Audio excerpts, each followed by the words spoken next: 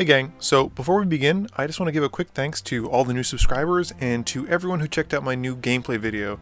The positive feedback and droves of you who came out to watch it really mean the world to me. I'm definitely going to be posting another one, hopefully in the following week, so be sure to check back for that.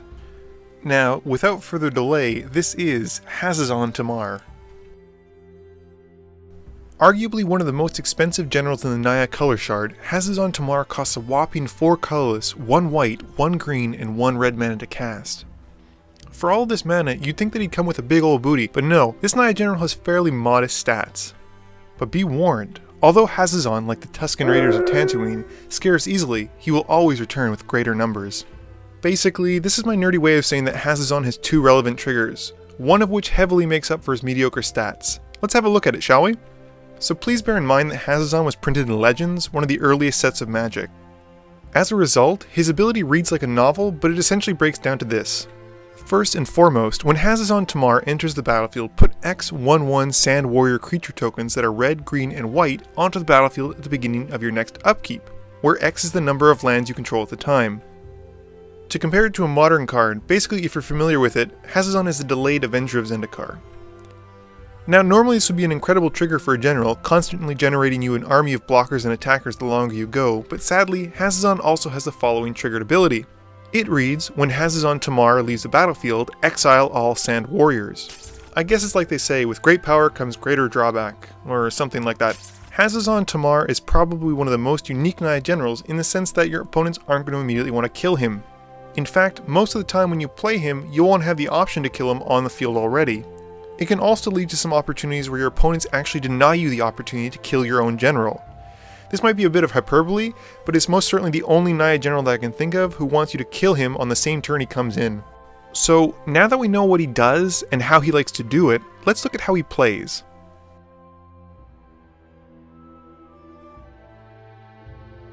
So, from his ability, we know that Hazezon primarily cares about lands. His ability directly correlates to how many we've got in the field, so it makes the most sense that we want to run a lot of ways to tutor or fetch for lands. This means for our first few turns, we'll most likely want to cast spells that allow us to tutor for or search for lands. Cards like Cultivate and Kadama's Reach meet this criteria and then some, tutoring a basic to the field and also one to our hand. They ensure color fixing and replace themselves with the ever desirable lands for our deck. You'll also want to cast cheap sacrifice outlets. Chances are, Hazezon has to die the turn he comes out, so we want to have multiples on the field just in case they get blown up by our opponents. Some of my favorites in no particular order are Goblin Bombardment for damage, High Market for minimal life gain, Evolutionary Leap for card advantage, Spawning Pit for more sweet token action, and lastly, Martyr's Cause for life-saving blowouts. You're going to also want to run the typical artifact ramp, not just lands. Sol Ring is, and probably always will be, one of the strongest early ramp spells in the game. It would be a ridiculous idea not to consider it. By mid-game, you'll most likely still want to be continuing to pump out ramp spells. Casting a mid-game Tempt with Discovery can yield some pretty interesting results. Tutoring for any land of your choice is a very powerful effect, one that is so powerful that I got Primeval Titan banned. For every opponent who accepts this trigger, it gets exponentially better. Prime targets to find with this spell are Orin Reef the Vastwood, Gaia's Cradle, of course, and Gavany Township. I would also suggest some larger enchantments, particularly ones that can either further your board control or help you should the board be reset. Cathar's Crusade is a fun one, and will dump a ton of counters on all of your Sand Warriors when they hit the field. Perilous Forays is a fun way to sacrifice Hazezon, or even as tokens when you know a board wipe is coming up. It has the added benefit of only caring that a card has a basic land type, so that means you can find those lovely duals, shocks, and tango lands. You can also get a bit tricky and try flickering Hazezon a few times before you sacrifice him. His triggers will stack, so you don't need to worry. One such example, Eldrazi Displacer, allows us to blink him numerous times without having to wait until the end of turn for him to return, which is nice, as long as we have access to colorless mana. At this point, if you don't have an army of fierce Sand Warriors, you're either being hated out or doing something wrong. If it's the former, and your opponents have been kicking you up and down the curb, the best I can hope to offer for is to keep trying to cast Hazezon. If you've got yourself an army, however, well then, let's buckle up, because things are about to get fun. Win conditions in Nyan colors are pretty clear, but the obvious ones should be Craterhoof Behemoth, Perforos God of the Forge, and Elish Norn Grand Cenobite. These all interact favorably with tokens and pump them or cause damage one way or another. What I'd like to mention are a few lesser known Naya cards that offer a different and sometimes unexpected route to victory. Mirror Entity is a great way to pump your creatures when they can finally attack. He'll represent an enormous amount of damage depending on how much mana you have open, and you'll find your opponents are not so quick to let our little tokens through.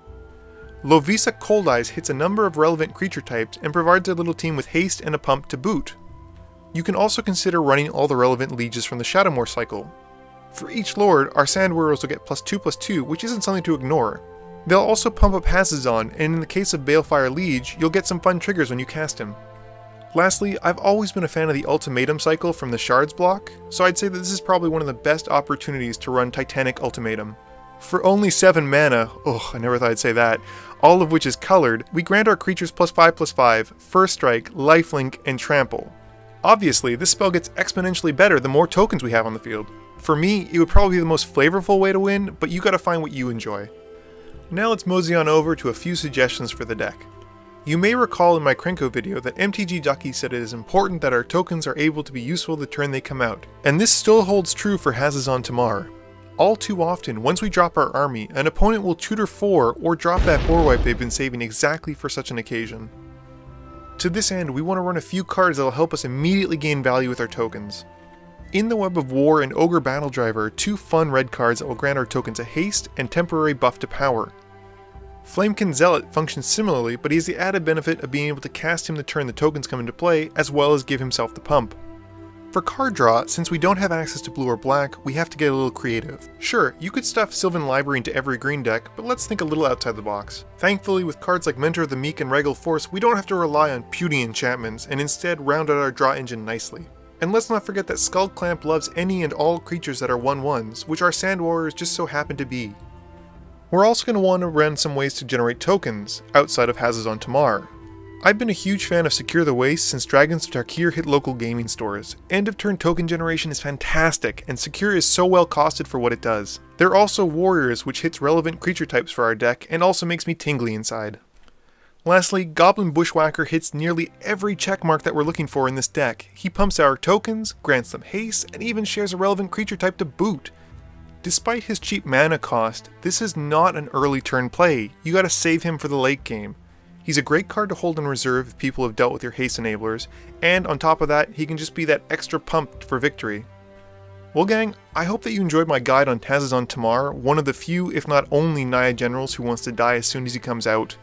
With a fun triggered ability and a built-in non-abuse clause, Hazezon can make for an interesting token-based commander if you're looking for one in white, green, and red. As always, thank you all for watching, especially to my gameplay video, and be sure to like, comment, share, and subscribe for more.